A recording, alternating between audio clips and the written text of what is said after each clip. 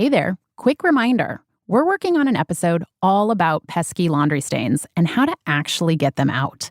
And we want to hear from you about what stain is plaguing you. Record a voice memo on your phone and tell us about the most irritating stain you've battled. How did you get it out? What was the culprit? What did it stain? Try and keep these to 2 minutes or less if you can. And don't forget to tell us your first name and where you're calling from. Once you've recorded, you can email your voice memo to thewirecutter@wirecutter.com. And you might be featured on the show with advice from our laundry expert. We'll come to the rescue. Thanks. It's not the bed that I remember as a child, like a trampoline where you're just like, woo!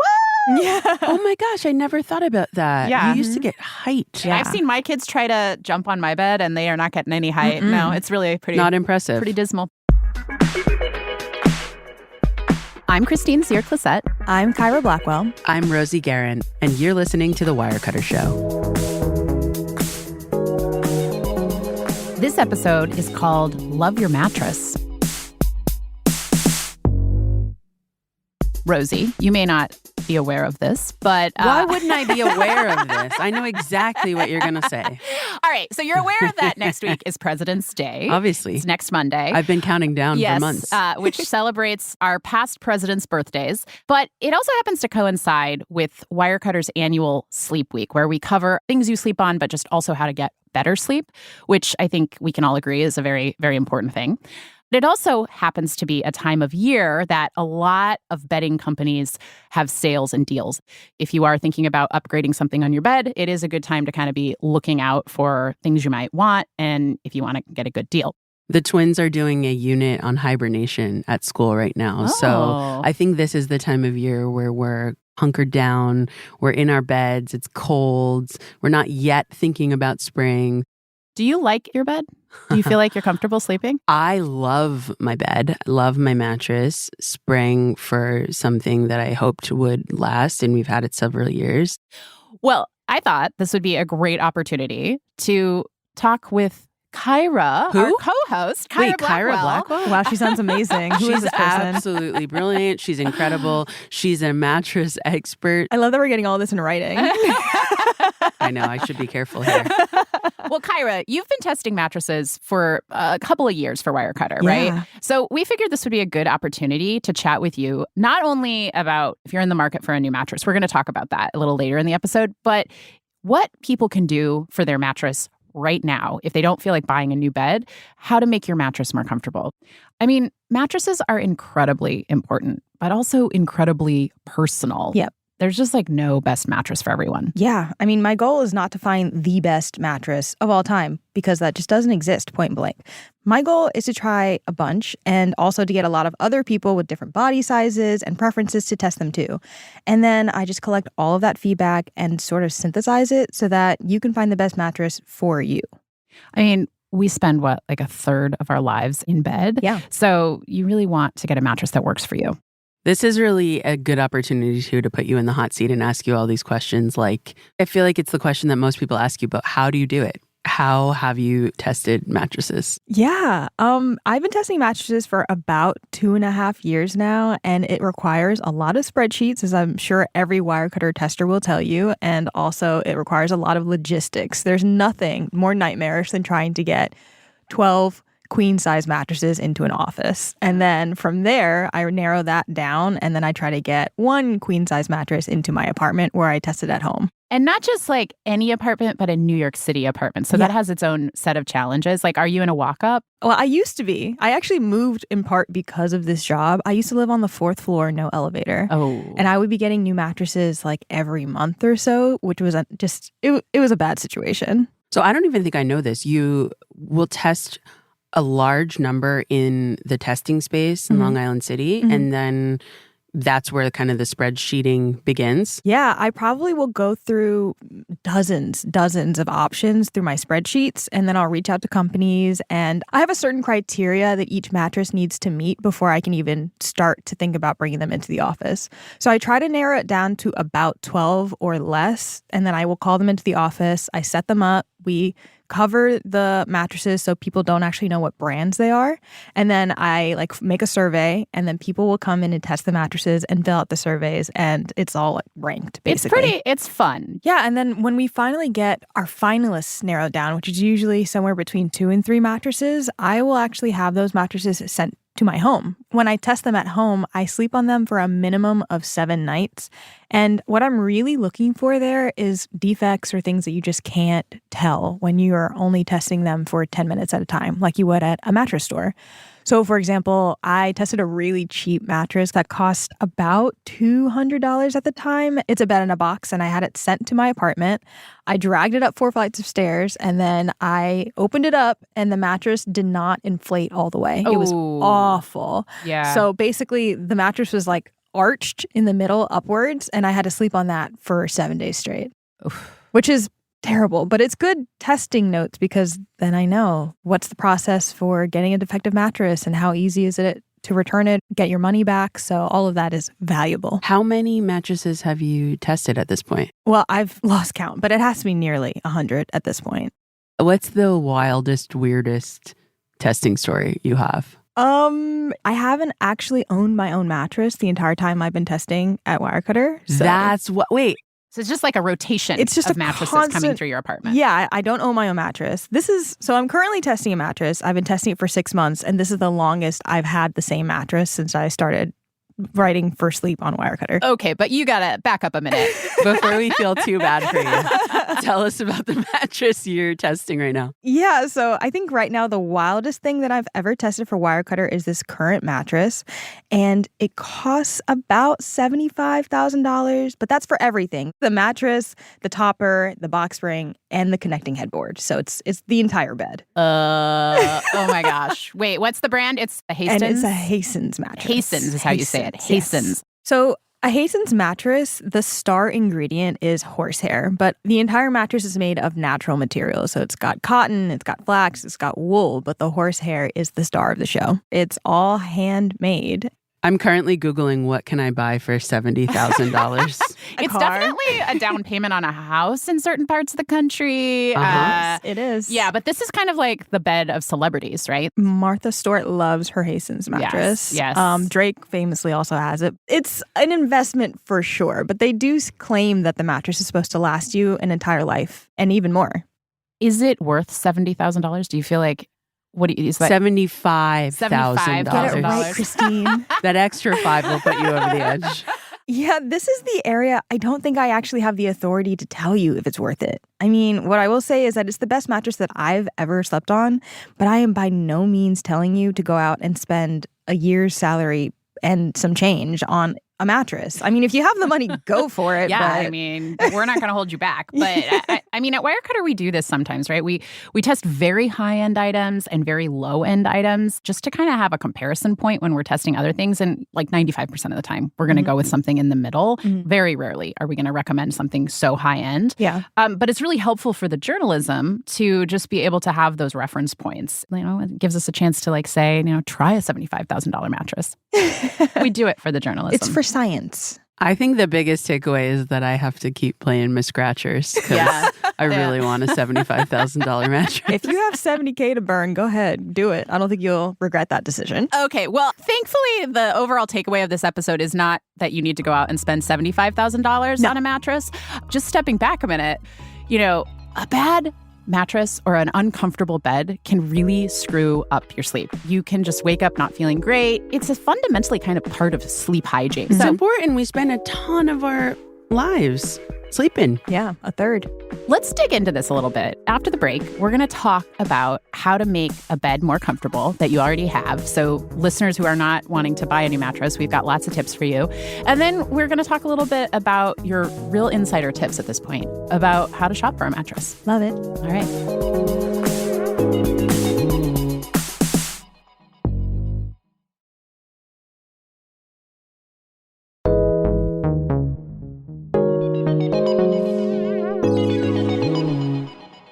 Welcome back. Today, it's Caira Blackwell, our co-host extraordinaire, but also one of Wirecutter's resident mattress testers and experts around sleep. Caira, we're going to put you in the hot seat today, and we are talking all about how to get a better night's sleep on your bed. And if for whatever reason you can't, how to buy a new one. Okay, so Caira, I personally have a huge amount of trouble with sleep. I wake up all the time. Really? I'm a light sleeper. I'm getting older, so that means like many things change. And like, I have one glass of wine, I can't get any sleep. My kids wake me up like 13 times a night. I want to know, Caira, for someone who's maybe not getting optimal sleep right now, how can you kind of parse out whether your mattress is actually the problem? Totally. I think the biggest signs would be if you're waking up and your back is sore or your joints are achy, or you're waking up in the middle of the night a bunch of times. And it's not because your kids are coming to get you. It's just you're waking up like in a hot sweat, for example. That could be the mattress and not just you. Okay.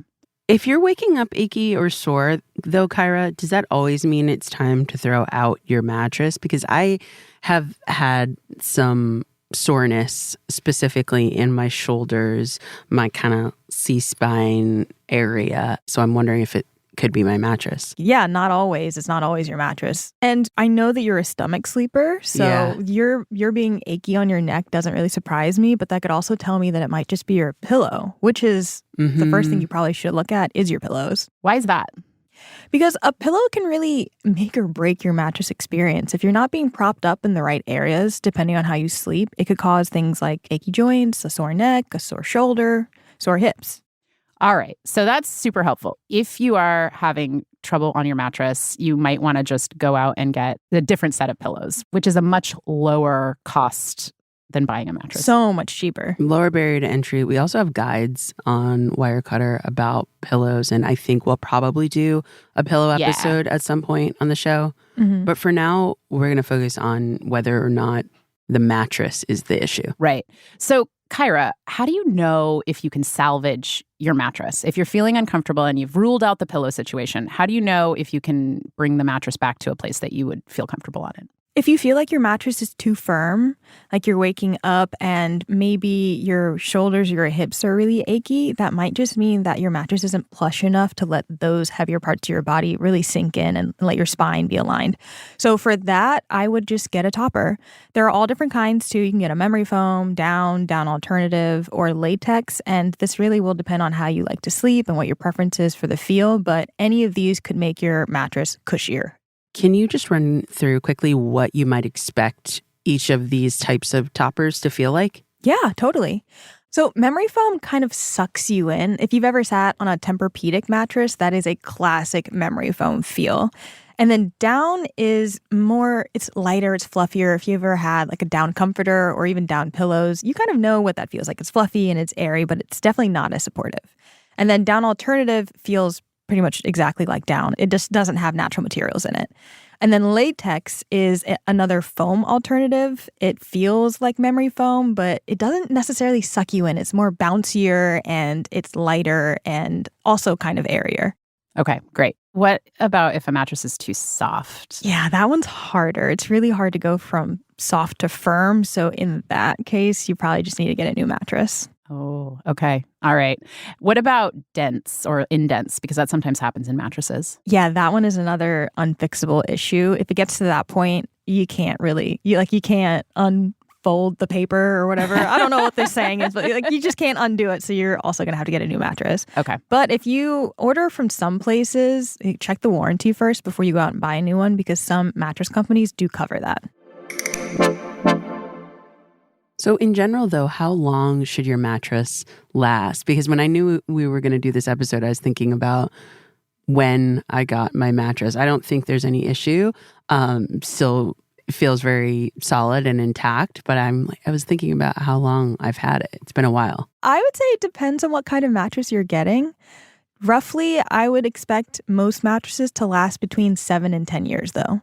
I used to edit mattress coverage a while ago, and I remember having conversations with people at that time where a lot of these sort of newer mattress companies haven't even been around for 10 years. Yeah. So it's a little hard to say with some of these mattresses. Like, we don't actually have evidence of how long they last, but 10 years is probably a pretty safe bet. Yeah, especially if you're getting something like foam. I know like many mattress companies who specialize in foam mattresses are so new and there's so much competition, but all foam is pretty much made the same at this point, and it has a long record of being very durable. So when it kind of runs its course, what's going to happen? Is the foam itself going to degrade, or will it have indented just to a point that's not recoverable? Yeah, you'll definitely feel it. It'll start sloping and your body will just leave its imprint in the mattress. So, for example, if you have a mattress that comes with a pillow top, like my favorite, the Stearns & Foster, you're just going to want to be extra vigilant because those tend to sag faster than a classic memory foam. And a pillow top, what is that? That's a super plush top? Yeah, a pillow top has that billowy pillow look to it that makes it so soft and cushy.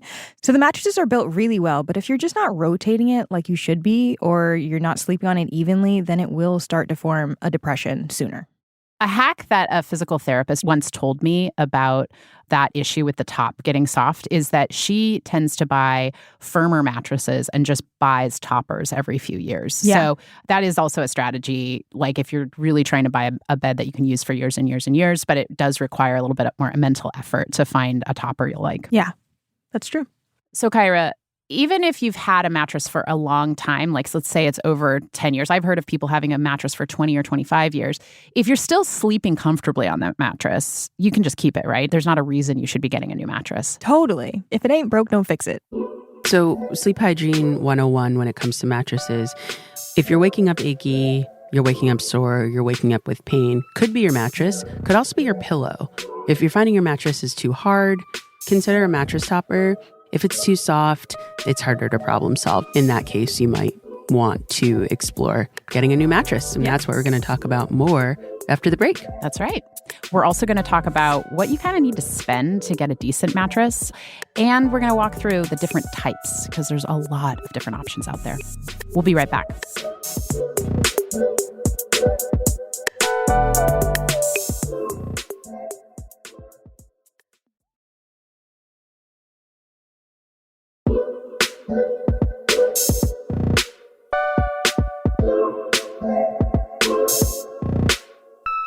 Welcome back. Caira, this is my favorite part of this episode because we get to get real nerdy and wire cuttery in this part. We're going to really dig into the details of how to actually shop for a mattress, what people should pay attention to, what they can kind of ignore, and what you have to spend to get something good. This is a big purchase. Yeah. Mattresses are expensive. Even inexpensive mattresses are expensive. And they're also big. They're big pieces in your home. Absolutely. Yeah. I was recently helping my parents move, and they had to buy new beds, and it seemed like there were some really expensive options, but also some quote-unquote cheap ones on Amazon. What, Caira, do you actually have to spend to get a good, durable mattress that'll last, I don't know, say a decade? I would say just generally, if you are willing to spend around $1,500 for a mattress, you're going to find something you'll like. For like a queen size. For a queen size. Okay. And I always test queens because that's what most people in the country buy. So if you buy something, we have a guide on the site for mattresses that are about $500 or less for a queen. What's the sort of value difference between the $500 mattress and the $1,500 mattress? I mean, I told my partner to get one of our cheap mattress picks. It's the Zenith Cooling Swirl. It cost $350 at the time, and he's had it for nearly 4 years, and I think it's just as good as the day that he got it. So I think that those mattresses are fine, they're durable, and they can be really comfortable. But the cheap mattresses just tend to have a little less nuance. They're not balanced. Sometimes they have a few more cons than pros, but I still think it's a great purchase if that's what you can afford.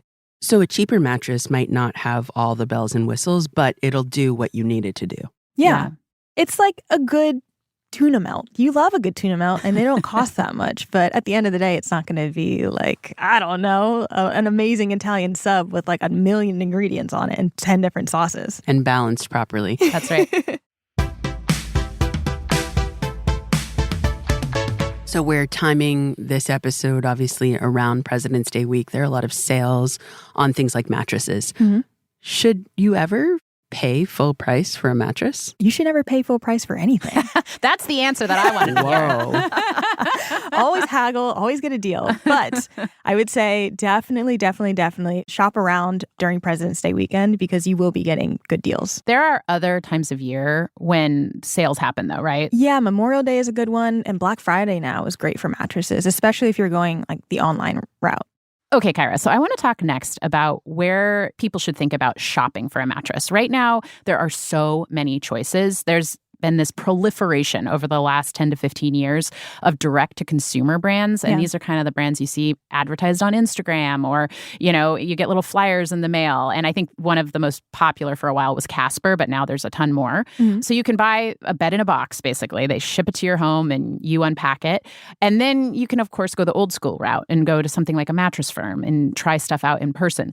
After testing so many mattresses, what do you think are the pros and cons of each of those approaches? I would say the pros of going in-store is that you can actually touch and lay down and feel the mattress, which is huge. I still think even if you want to buy online, you should go into a mattress store and try to find the model that you're interested in and try it out. Because no matter how many videos you watch or how many descriptions you read, it's really not going to tell you if you're going to like the mattress. But the con of that is that you actually have to take the time to go do that. And you have to endure the awkward salespeople who stand over you and try to push you to buy something immediately. Yeah. Hey, is anybody helping you? Right. Can you haggle inside of a in-store place? Yes, you can always haggle. Okay. I cannot haggle, One shockingly. can. Maybe you can. Always haggle. Play them against each other. They're always in competition. Somebody is trying to get you to buy that mattress, so you can use that to your advantage. For the pros of direct-to-consumer, it's great because it's easy and, they always have really good return policies or free trial periods. But the con is that, again, you just can't tell what you're actually buying until you get it. And then if you don't like it, it ends up in a landfill somewhere because you're returning the mattress and they're not going to sell it to somebody else. So is that like the dirty secret of this sort of mattress industry where you can return for 100 days or whatever, but that's what happens to those mattresses at the end of the day? Honestly, even if you go in store, they'll give you a basic return policy and a warranty. Most mattresses I've seen these days have a 120-night sleep trial, which means if you don't like it after 120 nights, you can still send it back if you went and bought it from the store. And they will usually give you at least a 10-year warranty. And this is both for direct-to-consumer and in-store shopping. You can send it back and they'll just throw it away. And you buy a new one and it's terrible for the environment. If you do go into a store, what are you looking for? Because I usually throw myself back onto the mattress and wait for something magical to happen, but I don't actually know what I'm supposed to feel. Yeah, no, you're not going to levitate as soon as you find the mattress that you like, unfortunately. I'm just yeah. No, it's a very boring process, but I would just recommend that people don't we call them a butt sit test when we're doing in-office testing, where people just kind of sit on the edge and bounce around and then they get up and walk to the next one. Please lay down on the mattress the way that you would lay down on it if you're trying to sleep at home, even if it's a little uncomfortable because you got a salesman breathing down your neck. That's the only way that you're going to tell how your body sits on the mattress. So what about other things that you do when you're testing that you recommend people do when they are trying out a mattress? I always look at the motion isolation, which is, when you're sharing a bed with a partner and they get up and you can feel it on your side, it jolts you around. So I will usually have somebody else sit on the bed or get up off and on the bed while I'm on it to test that. I also test the edge support, which is when you sit on the edge of the mattress. But this is really just to tell if you're sitting on the edge of the bed to put on your socks, or if your partner is pushing you to the edge of the bed in the middle of the night. You're not going to fall off the bed. Right. Like a bad edge support, just kind of, you'll slide right off, and you can tell.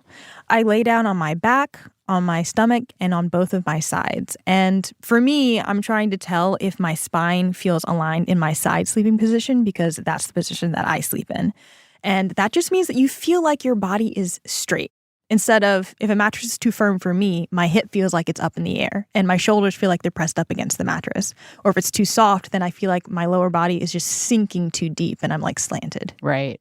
So how long do I have to lie there? I usually take at least 10 minutes on a mattress. So that can be a pretty long process. When we have 12 mattresses in the office, sometimes it can take people up to 2 hours to test.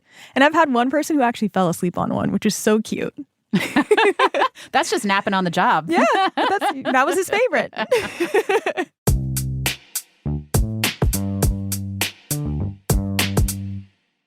So now I know the price point I'm looking for. I've decided how I want to buy my mattress, in-store or online. Now I want to know, how am I meant to decide what type of mattress is going to be right for me? This is the part that is overwhelming. Yeah. I'm genuinely still kind of surprised sometimes in my 2.5 years of doing this, just how people aren't really sure how they sleep. So what I always tell people is to assess yourself first. You've been bugging me to assess my sleep since the day I met you. Forever. This means you need to know how you sleep. Are you a side sleeper, back sleeper, stomach sleeper, or like a mix of any or all of those? And then you need to look at how much you weigh, how tall you are, and how your weight sits on your body. So for example, most of my weight is in my shoulders and my hips. So those are the heaviest points that are going to be kind of dragging into the mattress. So I'm really looking for a mattress that supports the heaviest parts of my body. Knowing your sleep position, understanding your weight, your height, all of these things, how does that help you get to deciding what type of mattress to get? Well, again, you have to go into a store and you have to try all the different types. But for example, when I go into a store and I'm on a memory foam mattress, which is really sinky, it really pulls you in, I know that I don't actually need that much support from a memory foam mattress because I don't want to sink in too deeply. And I know that I don't really like the feel of memory foam to begin with. So if I lay on a mattress, a memory foam mattress, and I feel like I'm getting sucked in and I can't move, it's really hard to shift positions, or I feel like, my hips are too high up or too low, then I know that that's not the mattress for me. Is the firmness level of a mattress correlated to all of these factors, like the position you sleep in and your weight and all of that? Like, for instance, I'm a stomach sleeper. So there's not a lot of pokey, bony parts poking into the mattress. Mm-hmm. Is like a firmer mattress better for somebody who's a stomach sleeper? Is there some easy kind of like cheat sheet? Yeah, that's a great question. I would say generally there is. So if you're a stomach sleeper, you do want a firmer mattress because your whole body is kind of pressing up against the mattress except for your shoulders and your face. So you really want a mattress that will support the lower half of your body so you don't feel like you're arching your back when you sleep every night. For side sleepers, you want a softer mattress for the reasons that I already listed. You do have those pokey, bony parts sticking into the mattress, so you want to make sure that they're properly cushioned. And then for back sleepers, you guys are the best. You're really easy, and you can pretty much sleep on any mattress that you like because you're flat. Let's talk about the different types then. You've mentioned memory foam. Talk about that.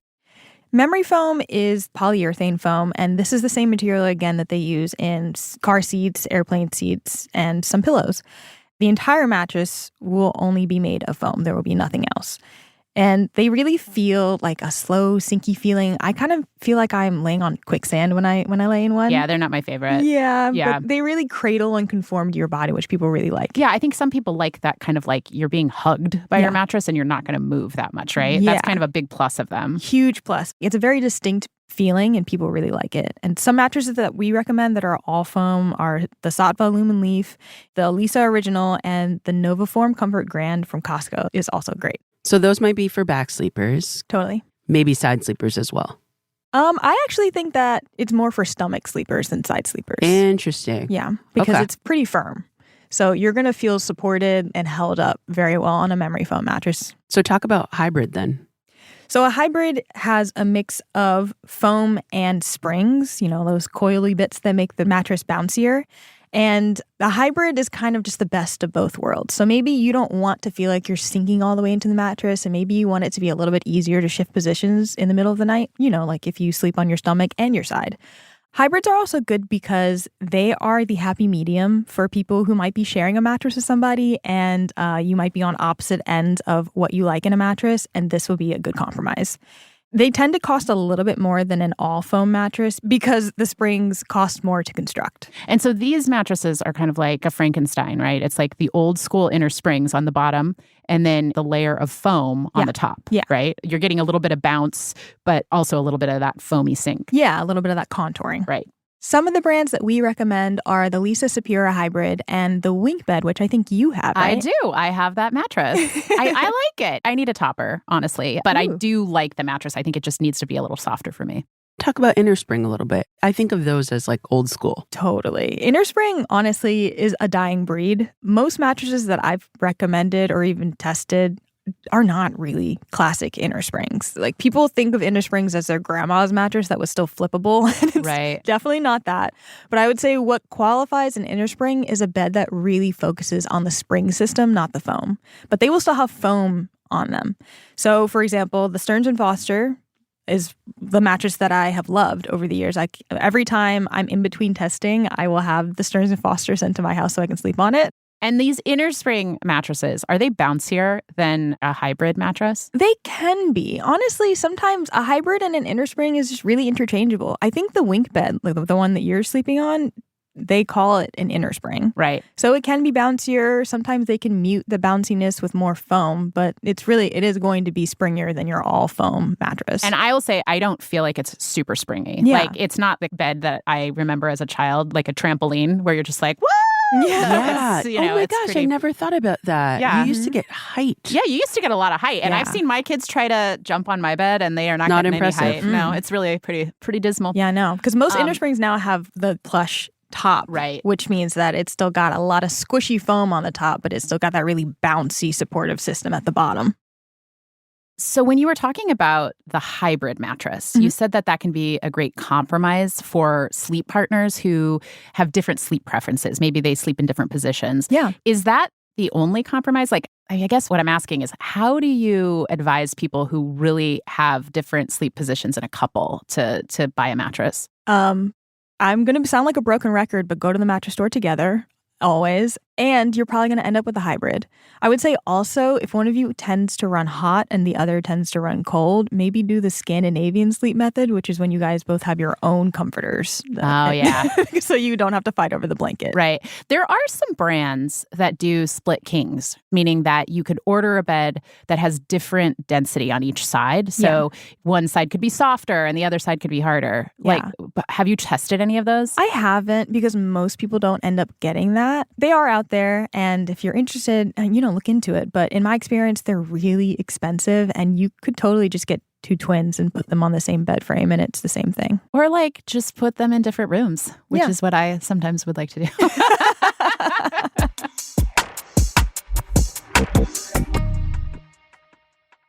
All right, Caira, before we let you go and get back to your co-host duties, we want to do just a rapid fire rundown of some common questions that I and we have about mattresses. Do you have to flip your mattress? Rarely. That's very old school. Most mattresses can't even be flipped these days. You just have to rotate them once every 6 months. And by rotate, you mean like turn the head to the foot? And the foot? Yeah. Okay. All right, great. Do you really need a mattress cover or a mattress protector? Yes, please. So then you don't have to take everything off and vacuum the top and maybe Who is spot treat it. vacuuming a mattress? Oh, well, you could read our mattress cleaning guide and you could see that is recommended. It is. And if you don't have a mattress cover, you should be doing it, what is it, like once every 2 months? Yeah, it's something ridiculous. Yeah. Awful. So if you do have a mattress protector, then you don't have to do any of that. You can just throw it in the washing machine. A lot of times you see cooling in the marketing for mattresses. Can a mattress actually cool you off? No, never. You have to get one of those AC bed systems for that to work. Okay. But if they say that it has cooling properties, like a memory foam mattress that has copper infused in it, like the copper actually is good at conducting heat away from your body, but it's not going to make you feel cool in the mattress. Right. And if you have an issue with heat, like memory foam probably isn't your jam anyways, Totally. Right? To recap, I think it really matters to assess what kind of sleeper you are. Side sleeper, stomach sleeper, back sleeper. It's really going to help lead you down a path to find the right material, whether it's memory foam, hybrid, inner spring, that might work for you. And then the real thing that you really need to try and do, begrudgingly sometimes, is go to a store and sit on the mattresses, lie on them, lie like you do, when you're falling asleep, to really get a sense of whether it's going to work for you and or a partner. Right. Because it's a little bit hard to know if you just order something and it is delivered to your door. Although you can do that if it's got a good warranty and a good return policy. But know that if you don't like it, it's fine, but you are sending the return to a landfill. Yeah. Don't be hoodwinked into thinking that it's going to some good use or something after that.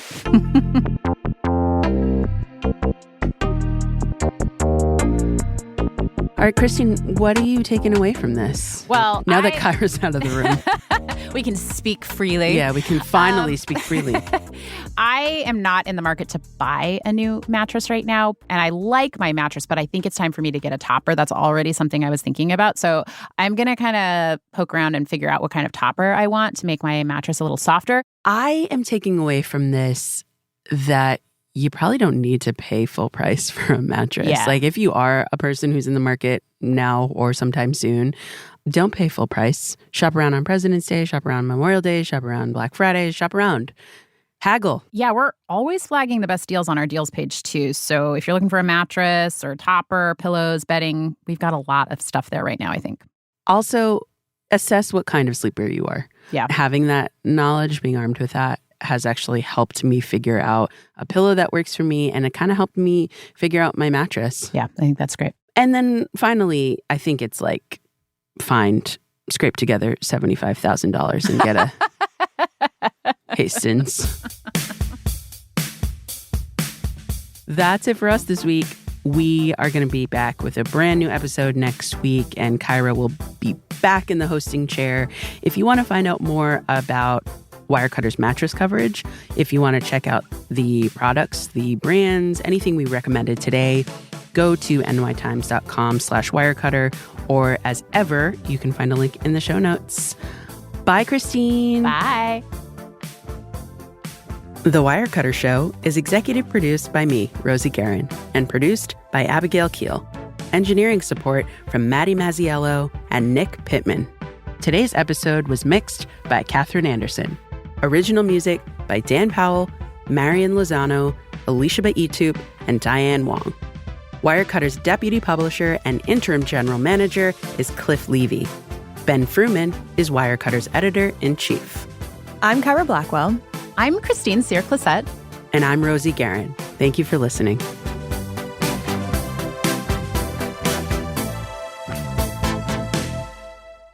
That's like all the fibers I like to wear except the horsehair. Like I don't have any Well, horsehair how did clothing. you know? Yeah.